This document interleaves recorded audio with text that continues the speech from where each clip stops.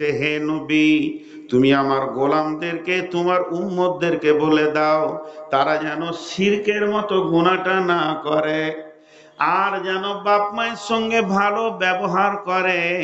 3 নম্বরে নিজের সন্তানকে নিজেই যেন কতল না করে দেয়, অত্যার লাইগেশন যেন না করে। 4 নম্বরে যেখানে ফাহেসা কাজ হবে, নোংরামি হবে, ওই জায়গায় যেন আমার গোলামকে দেখতে না পায়। আর 5 নম্বরে বললেন, খবরদার মানুষ হয়ে যেন মানুষকে মার্ডার না করে। এই 5টা কথা আল্লাহ বললেন। 5টাই বড় বড় গুনাহ ছাড়ার কথা বলছেন, আর 5টাই মারাত্মক জাস্ট আপনার কিনা কেসের কথা বললেন, সাংঘাতিক সাংঘাতিক গুনার ব্যাপারে বললেন। শেষকালে আল্লাহর ভাষাটা কত মিষ্টি। যালিকুম ওয়াসাকুম বিহি, যালিকুম এই জন্যই তোমাদেরকে ওসিয়ত করছি, ওয়াসাকুম বিহি লাআল্লাকুম তাকিলুন, যদি তোমাদের বিবেক থাকে তো বুঝে না। আমি তোমাদেরকে 5টা কথা বললাম, বিবেক থাকে তো বুঝবি। ছেলে বেটাকে ছেলেকে আব্বা বলছে, বেটা রাতে একসঙ্গে ভাত খেতে দে, বলছে বেটা রে ওই তো ওর বাপ ডাকাত ছিল, ছেলেটাও ভালো লাগে, ওর সাথে ঘুরিস না বাবা, আর ও যেখানে সেখানে ওর সাথে যাস না, পড়াশোনাটা ভালো করে কর।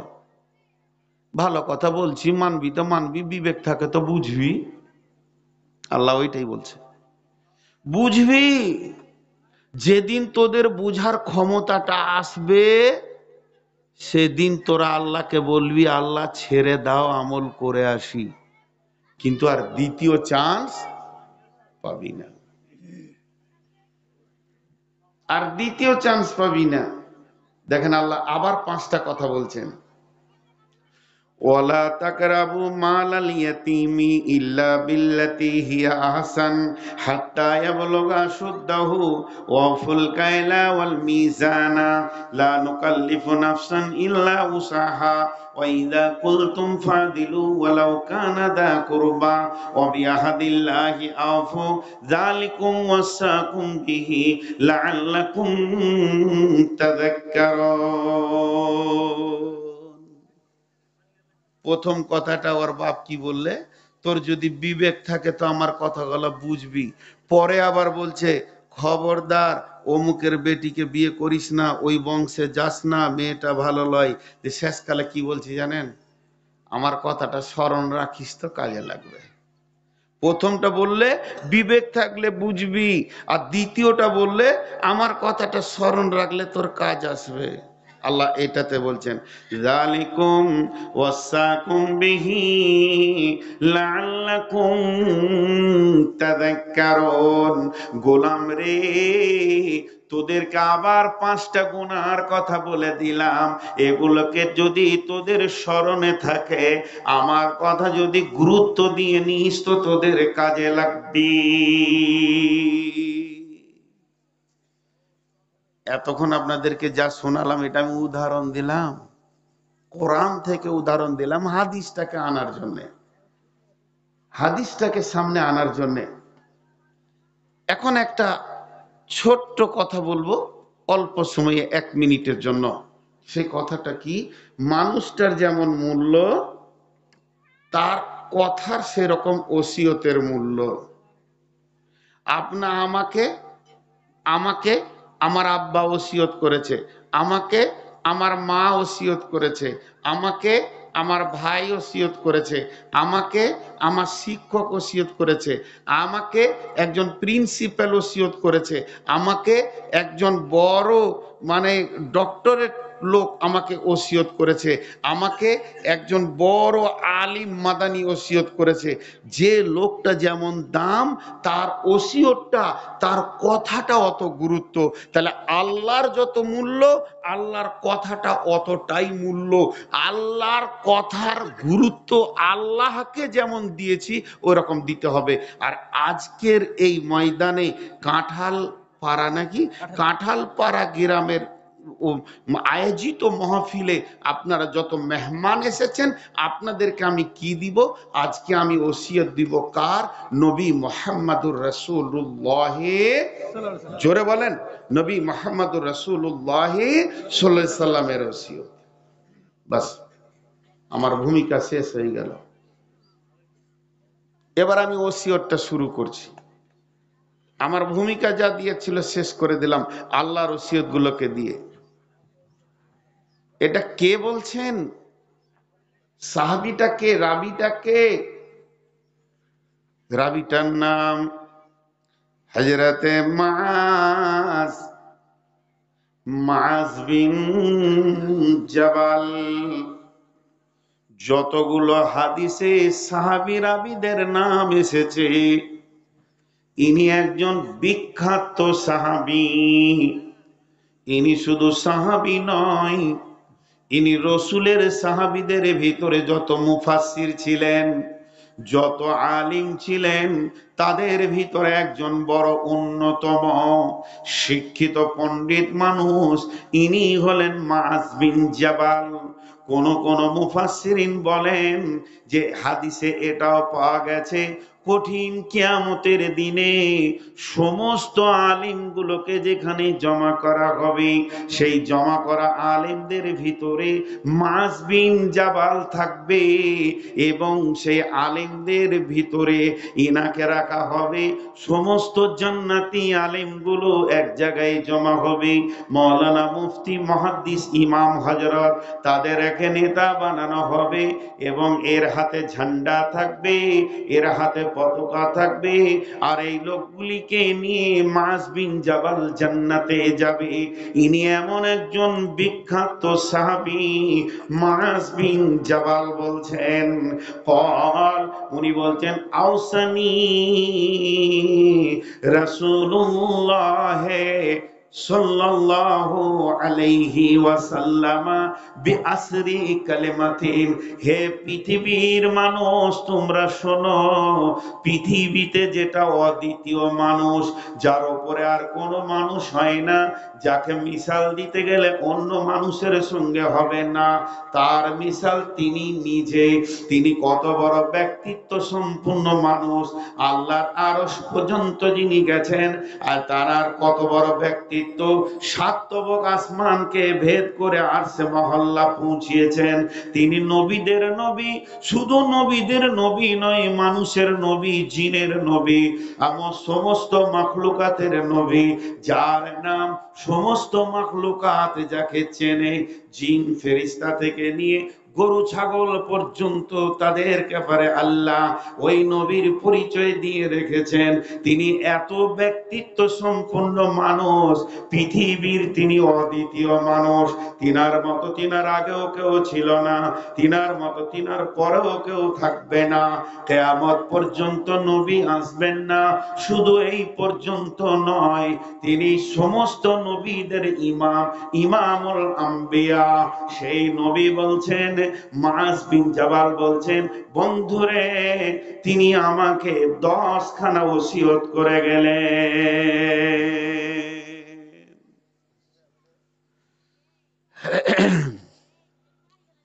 আজকে সেইগুলো আপনাদেরকে শোনাবো, আমিও নিজে শুনবো। ওসিয়ত গুলো কত মূল্য হবে। এধারে কে জলসা করছে? মেয়েদের ভিতরে কোনো বক্তা আছে? ভালো বক্তা আছে তো ওকে একটা মাইক দিয়ে দাও। কথা মুখ বন্ধ হবে, মাথা খারাপ। বাংলাদেশে এক মাস্টার স্কুলের স্টেজে এসে আমাকে এমনি করে বলছে, মৌলানা মেয়েগুলা চিল্লাইছে, চুপ করিয়ে দেন। তো বললাম, আপনার বিয়ে হয়েছে? ও বিচারা চুপ হয়ে গেছে। বিয়ে যদি হয়ে থাকে তাহলে জিনিসটা কি আপনি জানেন? এই তো পরের বউ, আমার নিজের বউকে আমি চুপ করাইতে পারি না। ও 20টা বলবে তবেই চুপ হবে। আপনারা কত সম্মান দিচ্ছেন হুজুর হুজুর বলে। এখানকার মেয়েরা আমাকে দেখলে রাস্তা ছেড়ে দিচ্ছে যে বড় হুজুর আসছে। আর আমার বিবি যে কত ঝগড়া করে লীলা আসরের সময়, মোবাইলেই মনে হচ্ছে আমাকে খেয়ে নেবে। ও খালি বাইরে বাইরে ঘুরেন। এই বাংলাদেশ থেকে এলেন, আবার মালদা চলে গেছে, কেন বাড়িতে থাকা হয় না, 2-10 দিন ফাঁকা রেখে যায়। নসিব খারাপ। একজন বড় লেখক, কোরআন হাদিসের দিগ্গজ পণ্ডিত, বিরাট বড় মুফাসসির, তিনাকে একজন জিজ্ঞাসা করছে যে আপনার বিবির সতীন আছে? তো বলছে আছে। বলে কে? বলে এই আলমারির কিতাব গলা। লিগুলো আবার কি করে সতীন হল? বলে রাতটা তো ওয়ার, তো এইটা আমি বেশি সময় লাগাই। তো আমার বিবির সতীন হলো জালসা। জালসা হলে ওর রাত ফাঁকা গেল, জালসা হলো না তো ও আমাকে পেলে, তো ওর সতীন হতে জালসা। জালসা বললি তখন গা গরম। যদি বলা হয় যে ফোন করেছে ডায়েরিটা দাও, তো কিসের ডায়েরি? বলো যে ফাঁকা নাই। জানেন ঘরের খবর, আর কি বলবো রে ভাই, ইউটিউবে প্রচার হয়ে যাবে। তো ও মুখ বন্ধ করবে, ওর স্বামীর জান জ্বালিয়ে রেখেছে। ও যে কার বিবি আল্লাহ জানে, ওই লোকটাকে পেলে দুটো জিলাপি খাইতাম, সারা জীবন উজ্জ্বলে আছে। যে হ্যাঁ রে ভাই, আমি 3 মিনিটে যদি এত কষ্ট পাই, তুই আছিস কি করে এই চোপাতে? আল্লাহ মাফ করুন। তো রাসূলুল্লাহ সাল্লাম কটা ওসিয়ত করলেন? হাজি ভাই আপনারা মরা না জীবিত গো? এক্ষুনি যদি টিকিট পান আর ভিসা পান, কে কে ফিলিস্তিন যাবেন হাত তুলেন। আমি যাব প্রথম নম্বরে। মাশাল্লাহ মাশাল্লাহ মাশাল্লাহ, খুশি হলাম খুশি হলাম। আর বাকি কটা কি বসে আছেন? মেয়ে, আমার মনের প্রতিনিয়তি আকাঙ্ক্ষা হচ্ছে খালি টিকিট আর ভিসা দিয়ে দেখ। জি, খবরদার না, ভয় করিয়েন না। তো যাই হোক, যে কথা আপনাদের সামনে বলছি, একটুকু আওয়াজ দেন। আরে বক্তা তো আপনারাই, আপনারা আমাকে যেমন করে চালিয়ে নেবেন, এখনই যদি পালিয়ে যান সবাই, বাস আমার যা ছিল সব শেষ হয়ে যাবে।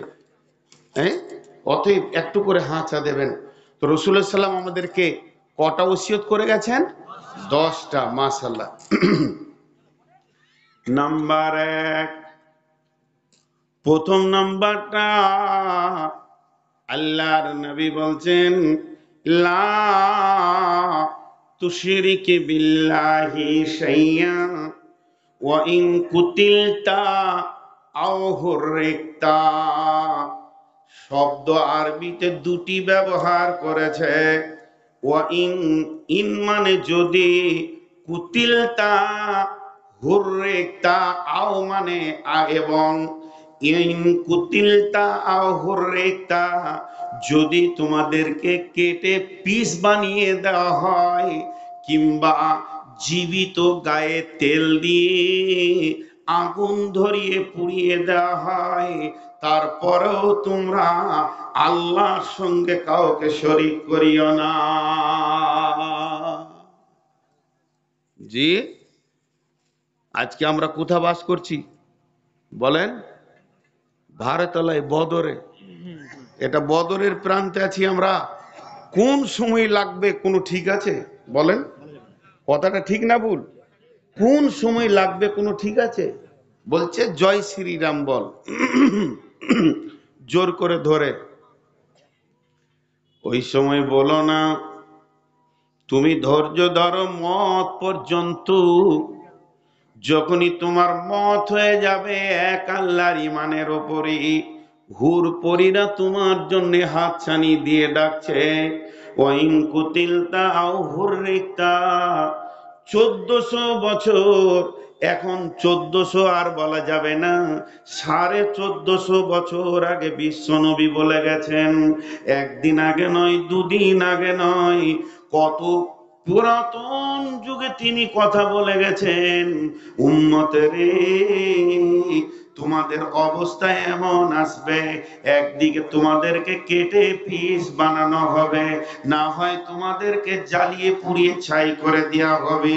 যেটা চলছে ফিলিস্তিনের ময়দানে, বোম দিয়ে জ্বালানো হচ্ছে, পেট্রোল দিয়ে জ্বালানোটাও জ্বালানো, তেল দিয়ে জ্বালানোটাও জ্বালানো, কেরোসিন দিয়ে জ্বালানোটাও জ্বালানো, বারুদ দিয়ে জ্বালানোটাও জ্বালানো। আল্লাহর নবী বলছেন খবরদার, ওই অবস্থায় তুমি ঈমানকে রাখবে। আপনারা ফেসবুক দেখছেন, দেখছেন না?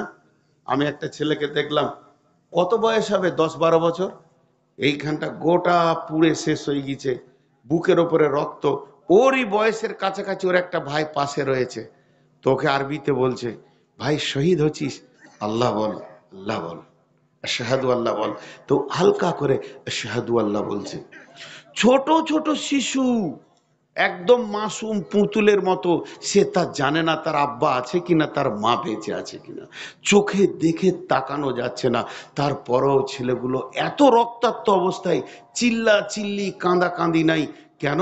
এই সবরটা কে দিয়েছেন? আল্লাহ। আল্লাহ তাদেরকে আরো সবর দান করুন। আমিন বলেন, আমিন বলেন। এত কমজোর হয়ে গেছি আমরা, আল্লাহ তাদেরকে আরো সবর দান করুন। আর বেঈমান ইসরায়েলের ইহুদিদেরকে আল্লাহ ধ্বংস করুন। হাদিসে আছে এরা পালাবার রাস্তা পাবে না, আছে রসুলের হাদিস আছে। এদের ভবিষ্যৎবাণী, এরা গাছের কাছে লুকাবে তো গাছও বলে দেবে এখানে ইহুদি আছে, মার। আসবে তাদের সেদিন। তো বিশ্বনবী বলছেন খবরদার শিরক করিও না। এখানে একটা প্রশ্ন, প্রশ্নটা কেমন? প্রশ্নটা আমাকে এক হাজি সাহেব করেছিলেন। আমি গিয়েছিলাম কোনো কাজে, শিক্ষিত মানুষ, বড় মানুষ, যে হুজুর এই যে বিশ্ব জুড়ে মুসলিমদের ওপরে এই অবস্থা চলছে, তো আল্লাহ এখন কি করছে?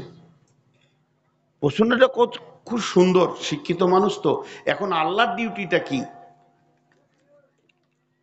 এর উত্তর দুটো আছে, একটা হচ্ছে নেগেটিভ আর একটা হচ্ছে পজিটিভ।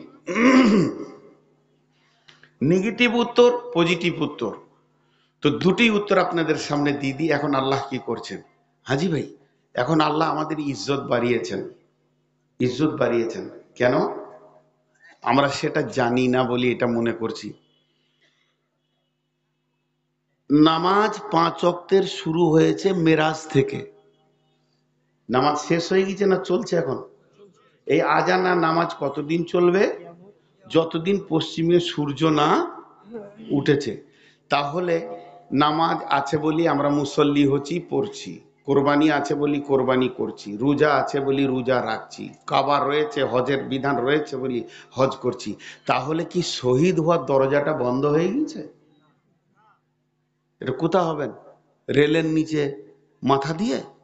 শহীদ হবেন কোথা? আম গাছে গলায় দড়ি দিয়ে? জিহাদ শুরু হয়েছে, ইসলামের প্রথম জিহাদ কোনটা? বদর। ইসলামের প্রথম জিহাদ কোনটা? বদর। জিহাদ শেষ কবে হবে?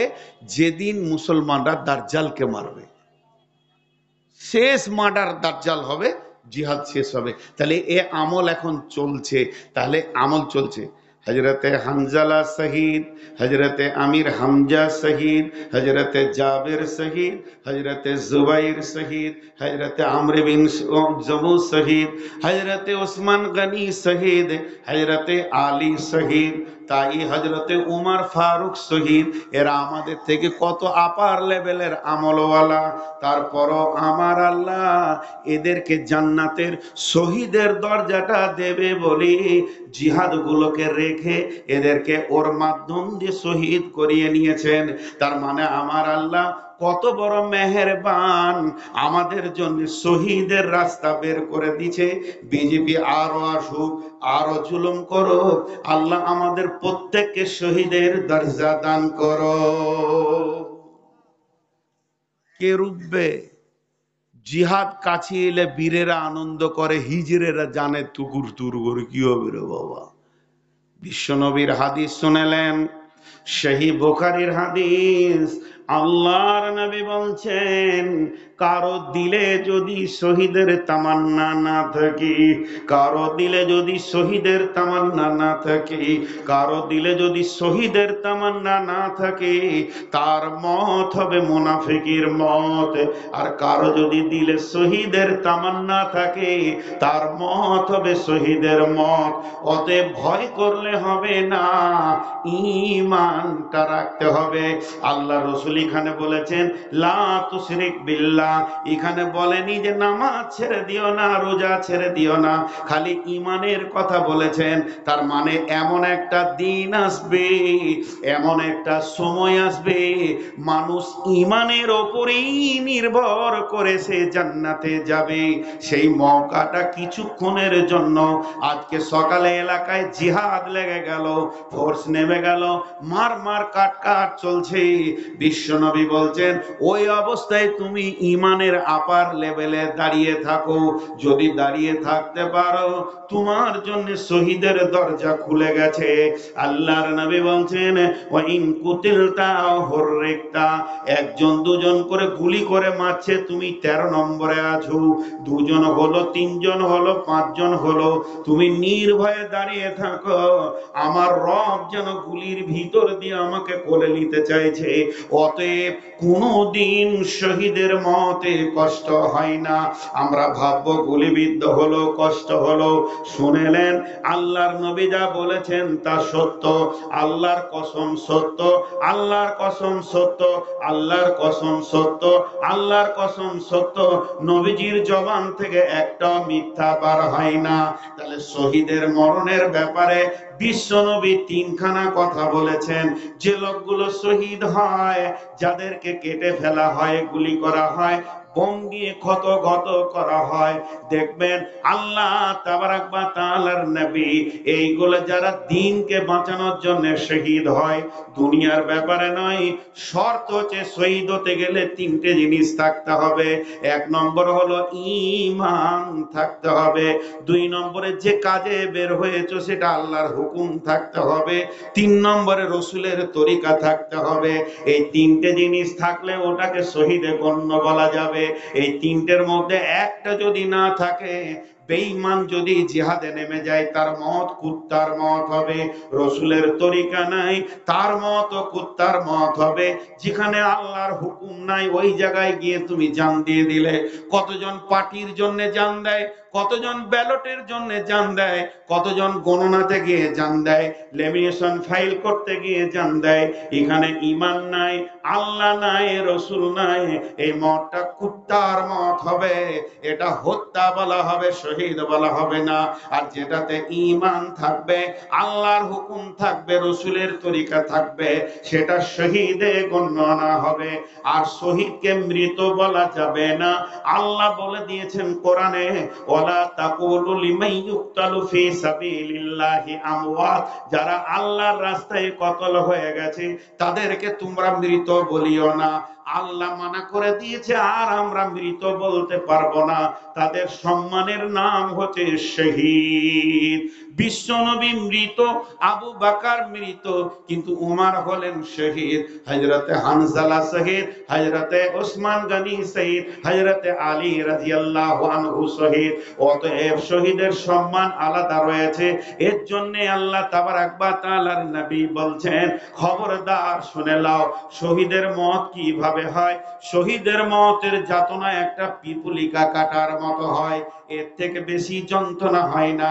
আপনি আমি দেখব গুলি করছে, ক্ষত বিক্ষত হয়ে গেছে, কিন্তু তিনখানা জিনিস যদি তার ভিতরে থাকে, ইনশাআল্লাহ তাকে পিপুলিকা কাটার থেকে বেশি শব্দ হবে না, আর বেশি কষ্ট পাবে না। বিশ্বনবী বলে দিয়েছেন, শহীদের রক্ত যখনই মাটি টাচ করবে, এখানে আমাকে কাটা হয়েছে, মাটিতে যখনই রক্তের ফোঁটাটা পড়ে যাবে, তার সাগিরা কাবিরা সমস্ত গুনাহ মাফ হয়ে যাবে। সে ক্লিন, একদম সাদা হয়ে যাবে। শুধু একমাত্র ঋণের গুনাহ মাফ হবে না, ঋণ যেটা সেটা পরিশোধ করতে হবে। আর 3 নম্বরে বলেছেন বিশ্বনবী, শহীদের গায়ে যখন তালোয়ার আসার আগে তালোয়ারের ছায়াটা আসে, তখনই তার নাকে জান্নাতের সেন্ট পৌঁছে যাবে। বিধায় একটা শহীদ কোনোদিন কষ্ট পায় না। ওইগুলো লোক এত ক্ষত বিক্ষত হয়েছে, কিন্তু দেখেন কেউ চিল্লা চিল্লি হা হো হাট করছে না। অতএব বন্ধুরে, আমার নবী বলেছেন, হে মাঝ, আমার উম্মতদেরকে বলে দাও, তাদেরকে যদি কেটে পিস করে দেয়া হয়, কিংবা আগুনে জ্বালিয়ে পুড়িয়ে ছাই করে দেয়া হয়, তারা পিস হাওয়াটাকে মেনে নেবে এবং কুলে জ্বলে ছাই হয়ে যাবে। কারণ মুসলমানদের দুনিয়াটা কোনো মূল্য নাই, এদের আসল সুখ তো কবরের পরে, হাসরের পরে। বিধায় এরা এটাকে গ্রহণ করে আল্লাহর কাছে চলে আসবে, আর তারা হাসতে হাসতে জান্নাতে যাবে। তারপরও তারা মাথা নত করে এক আল্লাহ ছাড়া অন্য কারো কাছে যাবে না।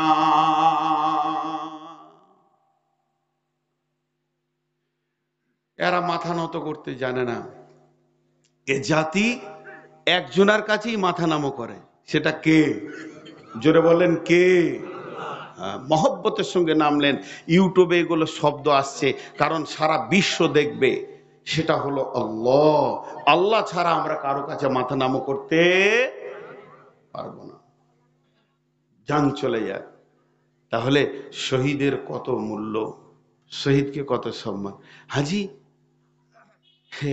এক নাস্তিক ইমাম আবু হানিফাকে প্রশ্ন করেছে যে আল্লাহ এখন কি করছে, এখনই আল্লাহ কি করছে? ইমাম আবু হানিফা চালাকের সঙ্গে বলছে যে আমাকে বলতে গেলে তো চেয়ারে বসতে হবে, তো চেয়ারটা আমাকে দাও, তুমি নামতে বসো। যে চেয়ারে বসে বলছে আমার আল্লাহ এখন বেঈমানকে নামতে বসিয়ে তার ইমানদার গোলামকে চেয়ারে বসিয়েছে, এই কাজ করছে।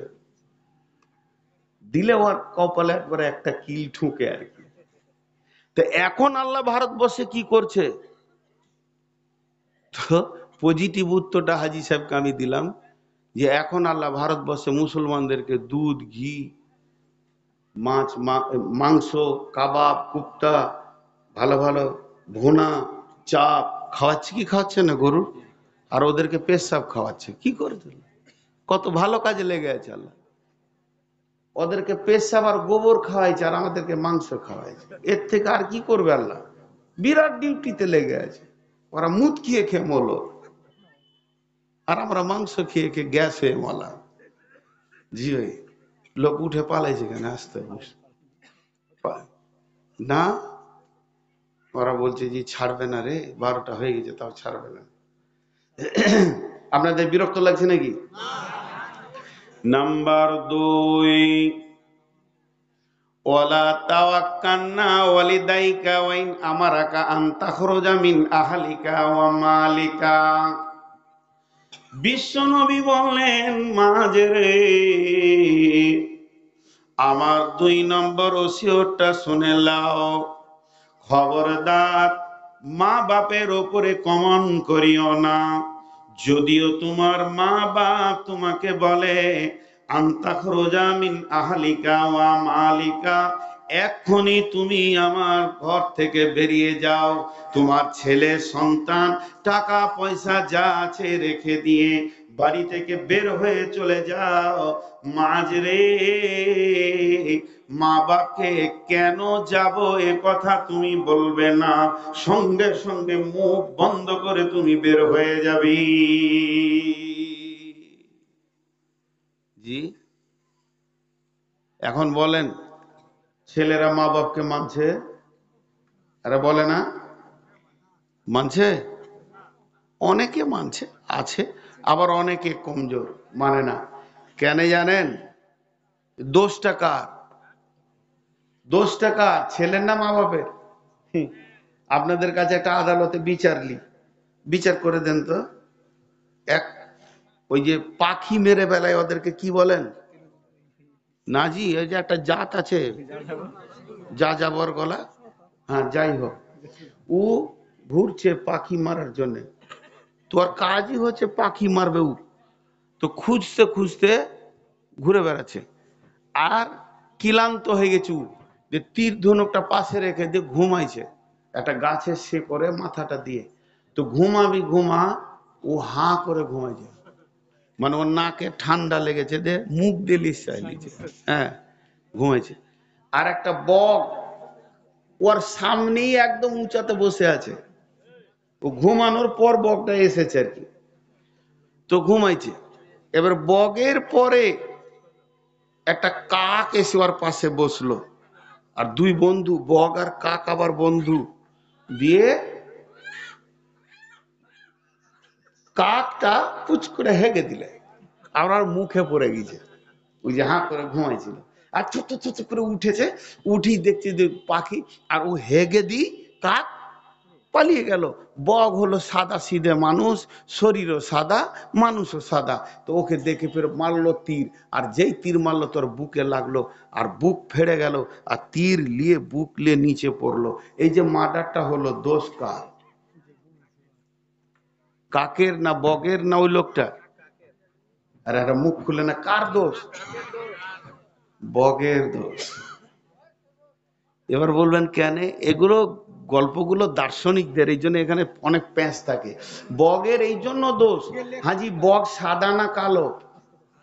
আর কাক কালো। তা ওই সাদা মানুষের ওর সঙ্গে দোস্তি করাটা ঠিক হয়েছে? ও তো সারা জীবন ওকে বিপদে ফেলবে। চলন খারাপ বগের, তোকে দেখে শুনে বন্ধুত্ব করতে হতো না। যে বেঈমানের সঙ্গে তুই বন্ধুত্ব করেছিস তোর জীবনে মরণ আছে। তো চলন খারাপ হলে ওর মত কাছে আসে। তো মা বাপের সারা জীবন শুনে এসছেন, মা বাপকে কষ্ট দিও না, মা বাপের এই করো, মা বাপকে দেখো। কিন্তু ছেলেদের কি মা বাপের উপরে হক নাই? জি ভাই, আছে। তিনটি হক আছে। আল্লাহর নবী বলছেন প্রত্যেকটি সন্তান সন্ততি তার মা বাপের কাছে তিনটে জিনিস পাবে।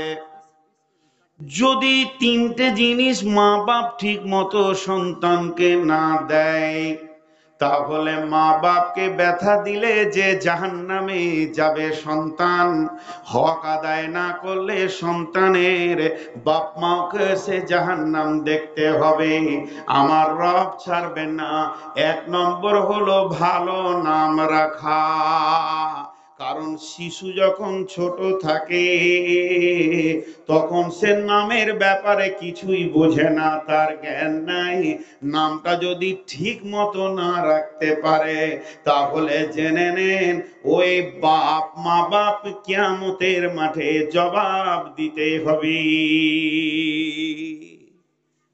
নাম কি রেখেছে? হ্যাঁ, ওগুলো আর আমি বলবো না, খারাপ কথা, ঝন্টু মন্টু মন্টু। আমি নাট বল্টু পর্যন্ত নাম শুনেছি। জি, ওগুলো বলতে চাইছি না। মেয়েদের রিঙ্কি ঝিঙ্কি চুমি যাই নামটা আছে, এগুলো আর নেকেট করে আমি বলতে চাইছি না। ভালো নাম রাখো, ভালো নাম রাখো। আমি তো সারা জীবন জালসা করছি, আমিও কখনো কখনো কারো বায়ান শুনি, শুনি না তা নয়। তা আমি একদিন একটা বায়ান শুনছিলাম, উর্দু ভাষায় বায়ান করছে। তো ও বলছে এটা হাদিস লয়, ক্লিয়ার বলে দিচ্ছে বক্তা, যেটা হাদিস লয়। আমি একটা যুক্তি দিচ্ছি, হ্যাঁ ভাই, ছেলের নাম ভালো রাখেন, ছেলের নাম রাখেন, সাহাবীদের নামে নাম রাখেন। উনি একটু হাসাবার লেগে বলছে, যে এটা বুখারীতে আছে সেটা আমি বলছি না, হাসাবার লেগে বলছে আল্লাহ কিয়ামতের মাঠে বলবে বেলাল জান্নাতে যাও। বেলাল কোথায় যাবে? জাহান্নাম যাবে? জান্নাত যাবে। তখন 200 বেলাল হাঁটতে লাগলো। আল্লাহ বলবে তোরা কে রে? বলে আল্লাহ আপনি তো বলেছেন বেলাল যাও। তা আমার বাপ যে আমার নাম বেলাল লিখেছিল। যা, অত দূর চলে গেলি, আর তোকে ঘুরিয়ে দি কি করে, যা চলে যা। তো ভালো নাম রাখো। বাংলাদেশে দুটো নাম এত কমন আছে, একটা লিটন, একটা রুবেল। লিটন একটা কুকুরের নাম গো, এক ইংরেজের এক কুকুরের নাম ছিল লিটন। তো মা বাপের কাছে সন্তান এক নম্বরে হক পাবে সুন্দর নাম রাখা। 2 নম্বরে হচ্ছে সুশিক্ষা। শিক্ষা মা বাপকে খেটে ভিক্ষা করেও হোক ছেলেকে সুশিক্ষা দিতে হবে। শুধু শিক্ষা বলি নাই, যদি শুধু শিক্ষা বলতাম তাহলে ভুল হয়ে যেত। কারণ সব শিক্ষা ভালো নয়, বোম বাঁধা শিক্ষা ভালো নয়, পকেট মারা শিক্ষা ভালো নয়। শিক্ষিতরা ওষুধে ভেজাল দেয়, এর মতো ডাকাত আর পৃথিবীতে কেউ নাই। ওষুধে ভেজাল কোনো চাষি কৃষক দিতে যায় না। অতএব সুশিক্ষা মা বাপকে সন্তানকে দিতে হবে।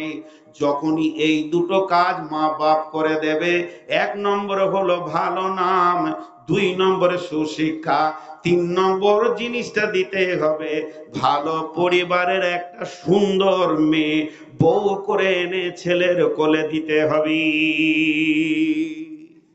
মা বাপ একটা প্রশ্ন ছুড়ে দেবে এখন, ছেলেরা আজকাল আমাদের দেখা লিছে, ও তো আগেই সার্চিং করে লিছে কোথা কি আছে। করছে কেন? সুশিক্ষাটা পায়নি বলে। সুশিক্ষা যদি পেয়ে যায়, আজও ছেলে রয়েছে। আমি কয়েকদিন আগে ভাতিজি ভাগ্নির জন্য জামাই খুঁজেছি, ভালো শিক্ষিত আপার লেভেলের ছেলে, যে কথাবার্তা সব আলোচনা হচ্ছে, বলছেন না আমি আমার আব্বার বাইরে মায়ের বাইরে কোথাও বিয়ে করতে পারবো না। আমার আব্বা মা যদি একটা কালো খাঁদা খেপি এনে দেয়, ওটাই আমার বউ। দায়িত্ব তাদের আছে শরীয়ত থেকে। তাহলে সে সুশিক্ষা পেয়েছে। জি, ইভেন আমি নিজের কথা বলছি, আমার কাছে ডাইরেক্ট আমার শ্বশুর খবর পাঠিয়েছে। আমি বলেছি পসিবল নয়, কারণ আমার আব্বা বেঁচে আছে, মা মরে গেছে তো কি হয়েছে। আমার আব্বা যেটা, যে আব্বা আমাকে বললো তুই দেখে আয়, এটা আমার হুকুম, দেখে আসলাম। বলছি কিরে কি করব? হ্যাঁ বলবো না, নামলাম আমি কেন বলবো, তুমি যাও দেখে এসো, তারপরে যেটা ফাইসালা হবে। আব্বা ঘুরে এলো, বলছে আমার পছন্দ হলো, তাহলে আমার পছন্দ, আমারটা শুনতে হবে। তো যখন সুশিক্ষা, প্রত্যেকটা পরপর স্টেজ হবে, কিন্তু মুশকিল হয়ে যাচ্ছে কেন, ছেলেরা মা বাপকে দেখছে না। আজকে বৃদ্ধাশ্রম তৈরি হয়েছে। রসুলের জামানায় বৃদ্ধাশ্রম ছিল? গোটা 20 ছিল, জানেন না? মদিনাতে ছিল, বুড়া গলাকে নিজে ভরে দিত। মা বাপের খিদমত করবে না, এর জন্য বৃদ্ধাশ্রম তৈরি হয়ে গেছে, সেখানে ভরে দিচ্ছে, মা বাপ কাঁদছে। এর জন্য দোষ কার? মা বাপের। জি, কেন? বিসমিল্লাহির রহমানির রহিম। قال رسول الله صلى الله عليه وسلم مروا أولادكم বিসসালাতি ওয়া হিয়া বিনতে সাবআ সিনিন। আল্লাহর নবী বলছেন, যখন তোমার সন্তান 7 বছর বয়স হবে, তখন তুমি তাকে মসজিদে নামাজের জন্য নিয়ে যাও, হুকুম দাও। জি, এখন আপনাদেরকে একটা জিজ্ঞেস করব, একবার মুখ খুলবেন, 2-5 জন খুললেই হবে। খুব গুরুত্বপূর্ণ আলোচনা চলছে, ধৈর্য ধরে শুনেন। ইংরেজি পড়া, বাংলা পড়া, আরবি পড়া, কোরআন পড়া, নামাজ পড়া, 5টা বললাম। ইংরেজি পড়া, বিজ্ঞান পড়া, বাংলা পড়া, কোরআন পড়া, নামাজ পড়া। এই পড়াটার ভিতরে কোনটা পড়া দামি? নামাজ পড়া। কোনটা দামি? সবাই একবার মুখ খুলেন, কোনটা দামি? ওই নামাজটা কোন বয়সে পড়তে বলছে? তাহলে 6 বছর 11 মাস 29 দিন ছুটি। কে ছুটি দিয়েছে? জোরে বলেন, ছুটিটা কে দিয়েছে? আল্লাহ। ও কি করবে এই দিনগুলোতে? কি করবে ও 7 বছর বয়স পর্যন্ত? কি করবে? জি না, 7 বছর বয়স পর্যন্ত ও ভাঙবে, চুরবে, মা বাপের ঘাড়ে চাপবে, মাকে মারবে, বাপকে চুল ধরে টানবে, মায়ের ওর যত আবদার আছে উজাড় করবে মা বাপের কাছে। করবে কি করবে না? আর মা বাপ ওগুলো সহ্য করবে। জি, আমার বাচ্চা মেয়েটাকে যখন ভোরবেলায় উঠে দিতাম, ভোরে নয় সকালে, মাস্টার এসছে, প্রাইভেট মাস্টার, ওই 6 বছর 7 বছরই বয়স ধরেন, তো লাত মেরে দিত, তো বলতো মাস্টার ভালো পড়াইতে জানে না, MSc মাস্টার, আর ও পড়বে অ আ এ বি সি ডি, বলছে মাস্টার ভালো করে পড়াইতে জানে না। মাস্টারের জ্ঞান মেপে নিলেও তার মানে ও পড়বে না। তো এই লাতগুলো কে খাবে? মা খাবে। তবেই ওই দোয়াটা মানাবে, ওয়াকুর রব্বে হামহুমা কামা রব্বায়ানি সাগীরা। হে আমার রব, ছোটকালে আমার মা বাপ আমার কত লাত খেয়েছে, কিল খেয়েছে, তার চুল ধরে টেনেছি, দাড়ি ধরে টেনেছি, কামড়ে দিয়েছি। আমার মা বাপ আমাকে কষ্ট দেয়নি, আদর করে কোলে তুলে নিয়েছে। আমি কাঁচের গিলাস ভেঙেছি, হাঁড়ি ভেঙেছি, মায়ের ভাতে পা দিয়ে দিয়েছি, মা আমাকে একটা থাপ্পড় মারেনি। এত বদমাশি করার পরও আমার মা বাপ আমাকে যেমন গালে চুমা দিয়েছে, আমার মা বাপ যত গুনাহ করেছে করুক না কেন, তুমি আমার মা বাপের গালে চুমা দাও। এটাই তো তর্জমা দাঁড়াইছে, ওকুর রব্বে হামহুমা কামা রব্বায়ানি সাগীরা। আমাকে ছোটতে আমার মা বাপ যেমন রহম করে দেখেছে, তো আমার মা বাপ এখন মরে গেছে, যা পাপ করেছে করুক গা, তুমি আমার মা বাপকে সেরকম রহম নজরে দেখো। ছেলের দোয়া ডাইরেক্ট মা বাপের জন্য লাগবে। কিন্তু এখন কি হচ্ছে এই যুগে, 3 বছর বয়স সোজা করে হাঁটতে জানে না, ইংরেজি বই দিয়ে ওকে ইংলিশ মিডিয়ামে পাঠিয়ে দিয়েছে, মন চাইছে না, তারপরও কষ্ট করে গাড়ি করে নিয়ে যে খাঁচাই ভরে দিলে থাক ওখানে। এবার ভাড়াটিয়া দিদুমণি টাকা পয়সা পর রে একবার থাপ্পড় মারছে, একবার গায়ে হাত বোলাচ্ছে, একবার খেলাচ্ছে, একবার বল খেলাচ্ছে। ওগুলো কে? নিজের মা বাপ না ভাড়াটিয়া? তো ছোটতে যদি ও ভাড়াটিয়ার কাছে থাকে, তাহলে বুড়িয়ে গেলে ওরাও ভাড়াটিয়ার কাছে থাকবে। দোয়া তো মিলে গেছে গো। তুই ছোটতে আমার লাট খাস নিয়ে, বুড়াতে তুই যা ভাড়াটিয়ার কাছে, আমাকে পয়সা দিয়ে তুই পাঠিয়ে দিয়েছিলি সকাল সন্ধ্যা বিরক্ত করব বলে খাঁচা করে ইংলিশ মিডিয়ামে।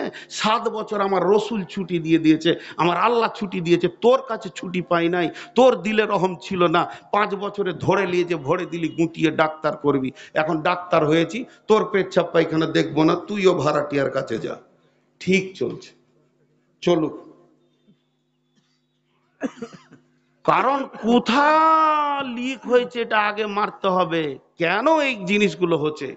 তাহলে মা বাপের কয়টা দায়িত্ব থাকলো? 3টে। কয়টা দায়িত্ব থাকলো? পানি খালি ফুল হয়ে গেছে কেন গো? না, আমি তো পিয়াসের জন্য খাই না, আমার সুগার 400-র ওপরে। দোয়া করেন কালকেই যেন মরে যায়। তো এই সুগার এত বেশি যে জিভটা আটকে স্লিপ করার জন্য 1 ফোঁটা 2 ফোঁটা লি। তো দেখেন নিলাম। আবার কেউ কেউ গরম পানি এনে দেয়, আমি বলি ওরে ভাই ওটা তো জাহান্নামের খাবার রে ভাই, গরম পানি কেন দাও? তাহলে অঙ্কগুলো দেখেন, মা বাপের কাছে সন্তান 3টে পাবে। 1 নম্বরে ভালো নাম, 2 নম্বরে সুশিক্ষা, 3 নম্বরে সুন্দরী ভালো নেককার পরেশগার বিবি। এই 3টে জিনিস মা বাপ দিয়ে খালাস পেয়ে যাবে। তারপরে আমার নবী বলছেন, রে আমার উম্মত, যদিও তোমার মা ত্রুটি করেছে, আব্বা করেছে, এর জন্য তুমিও খারাপ হবে তা হতে যেও না। ওয়ালা তাওয়াক্কান্না ওয়ালিদাইকা, মা বাপকে ধুমকে কথা বলিও না, ঝিড়কে কথা বলিও না, উঁচু স্বরে কথা বলিও না, মলিন মিষ্টি কথা বলবে, নরম ভদ্র কথা বলবে। তাতে কি হবে? আমার আল্লাহ রাজি হয়ে যাবে। আনতা খরজামিন আহলিকা ওয়া মালিকা, যদিও তোমাকে বলে ওয়াইন আমারাকা, তুমি এক্ষুনি বাড়ি থেকে বের হয়ে যাও, তুমি সঙ্গে সঙ্গে বের হয়ে যাবে। কেন যাব এ কথা মা বাপকে বলবে না। জি, মা বাপকে কেন যাব এ কথা বলবে না? আমরা জানি না? মা বাপ আজীব জিনিস। কিন্তু পৃথিবীতে মহিলা নামে একটা প্রাণী আল্লাহ পাঠিয়েছে। পৃথিবীর সব থেকে খতরনাক জিনিস কি? মেয়ে। তার থেকে খতরনাক কি? তাকে ছাড়া চলে না। না জি, তাকে ছাড়া চলে না। তো মেয়ে ছেলে এমন জিনিস, তো সেই মেয়ের আশকতায় পড়ে মা বাপকে কষ্ট দিও না। আবার মা বাপের বেশি অনুগত হতে গিয়ে বিবিকে খালি পিটে যেও না, সেটাও মানা আছে। তাহলে কি করতে হবে? মা বাপকেও শান্তিতে রাখতে হবে, বিবিকেও শান্তিতে রাখতে হবে। পৃথিবীতে মেয়েরা মেয়েদেরকে কষ্ট দেয়, পুরুষেরা মেয়েদেরকে কষ্ট দেয় না। একটা বউকে জ্বালায় কে?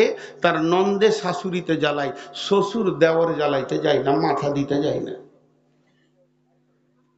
সবসময় পিছে লেগে আছে খিটখিট করে, তোর বাপ দিয়েছিল বাস। বড় বহুটা দেখতো 2টা খাটলি এসছে, হ্যাঁ, বড় বহুটাকে ঘন ঘন শাশুড়ি ডাকবাকে রাখারবে না। এই যে নানা ধরনের ওদের জ্বালানোর কৌশল আছে। কিন্তু তুমি তোমার স্ত্রীকে কোলে ভলে রাখো, মহব্বত করো, ভালোবাসা দাও। পৃথিবীতে প্রথম স্ত্রী এসেছে, তারপরে মা এসেছে। অতএব মা স্ত্রী এসেছে, হাওয়া এসেছে আদমের স্ত্রী, তারপরে মা বাপ এসেছে, ভালোবাসা দাও। তো এই জায়গাগুলো তোমাকে কন্ট্রোল করতে হবে। একটুকু নাটকও করতে হবে, না করলে হবে না। বাজার থেকে বাড়ি এসছেন, মা কাঁদছে, বিবিও কাঁদছে, এবার কি করবেন? একদিকে বউ, একদিকে মা। তো আপনি তো পুরুষ, এটা ভুলে গেছেন নাকি? নাটক আপনার কাছে নাই? আছে। সিরিয়াল দেখেন নাই? আছে। কিন্তু এগুলো ভুলে গেছি। একটা ঘরে সাপ ঢুকে গেছে, বড় সাপ। তখন স্বামী স্ত্রীতে আছে, তোমার স্বামীটা বলছে ওর বিবিকে, একটা বেটা ছেলে ডাকতো, বেটা ছেলে ডাকতো, মারতে হবে।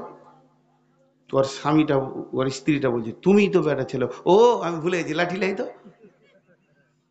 সাপ দেখে ও যে বেটা ছেলে ওটা ভুলে গেছে, শালা বউ দেখেছে তা ও যে বেটা ছেলে ওটা ভুলে গেছে। হ্যাঁ, যখন ওর বিবিটা বলছে তুমি যে বেটা ছেলে গো, বলছে ও লাঠি লিয়াই তাহলে আমি মারবো। আহ, কি দুঃখর কথা কোথা রাখি।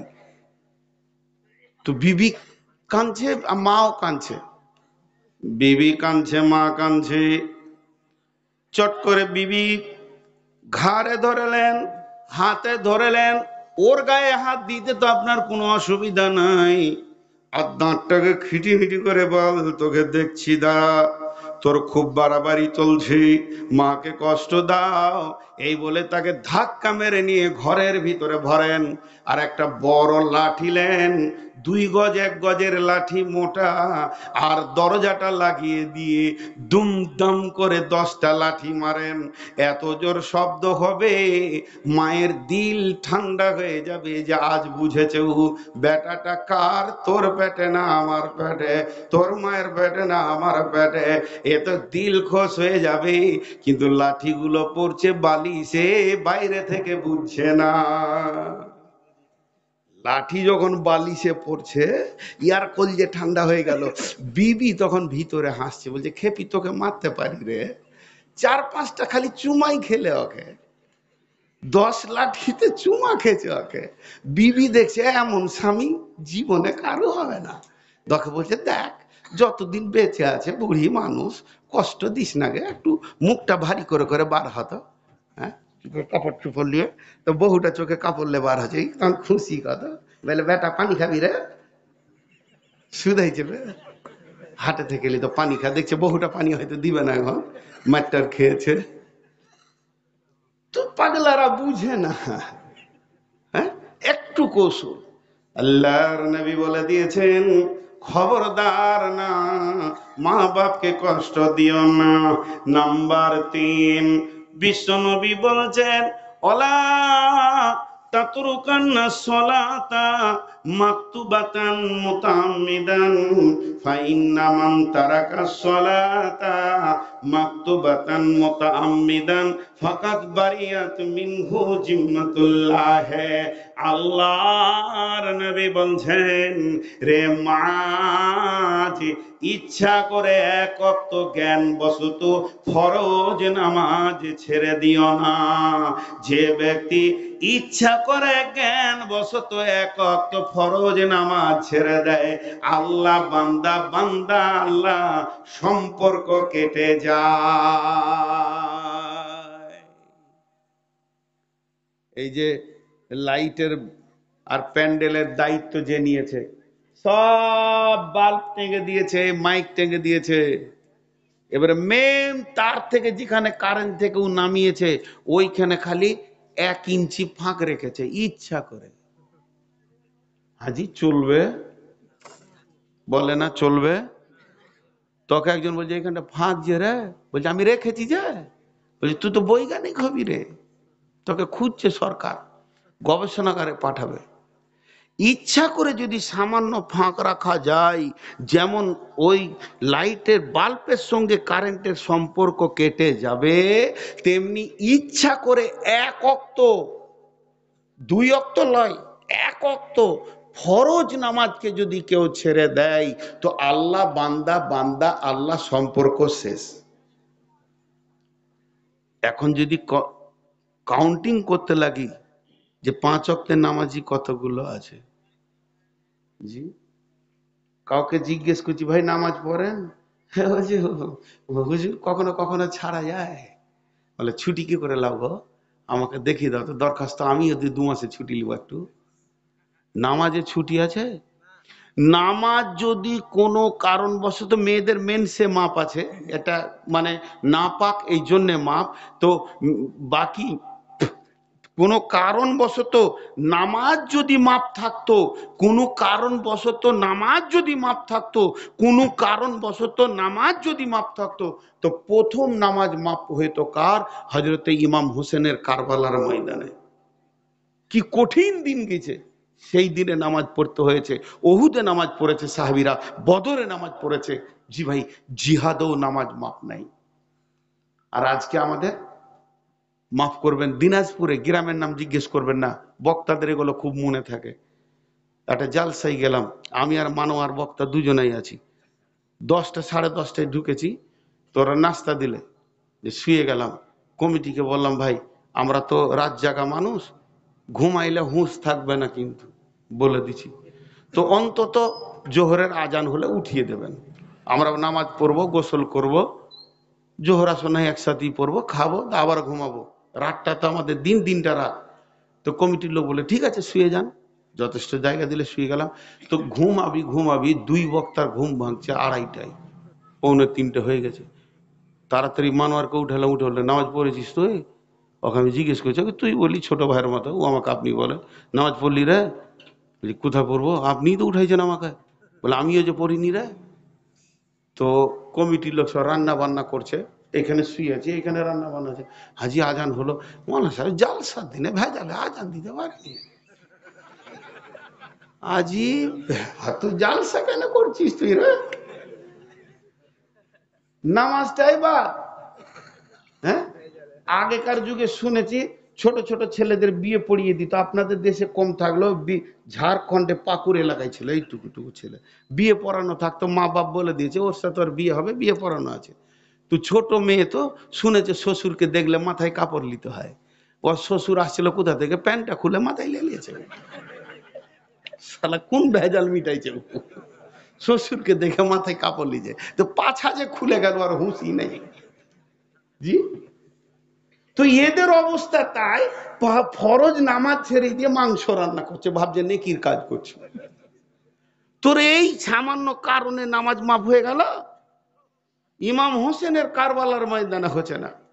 আল্লাহর নবী বলছেন, মাঝরে ওয়ালা তাওয়াক্কান ওয়ালা তাতরুকান্নাস সালাতা মাকতুবাতান মুতাআম্মিদান ফা ইন্না মান তারাকাস সালাতা মাকতুবাতান মুতাআম্মিদান ফাকাদ বারিয়াত মিনহু জিম্মাতুল্লাহ। মুফতিরা বলছে তোমরা নামাজ পড়ো দাঁড়িয়ে, না পারবে তো বসে, না পারবে তো শুয়ে, না পারবে তো ইশারায়, পারলে উজু করো, পারছো না তো তায়াম্মুম করো, তাতেও যদি না পারো তো বিনা উজুতে পড়ো, না পাক আছো গোসল করে নাও, গোসল করার কোনো ব্যবস্থা নাই তাতেও তুমি পড়ে নাও। প্লেনে উড়ে তুমি মক্কা গেলে, মক্কা থেকে যখন তুমি ফিরছো ফজরের টাইম হয়ে গেছে, তুমি আছো 60,000 ফুট ওপরে, প্লেন চলছে, পূর্ব মুখে চলছে, সিটের ক্যাপাসিটি নাই, তুমি পূর্ব মুখেই পড়ে নাও, তারপরও ফরজ নামাজ তোমার মাফ হবে না।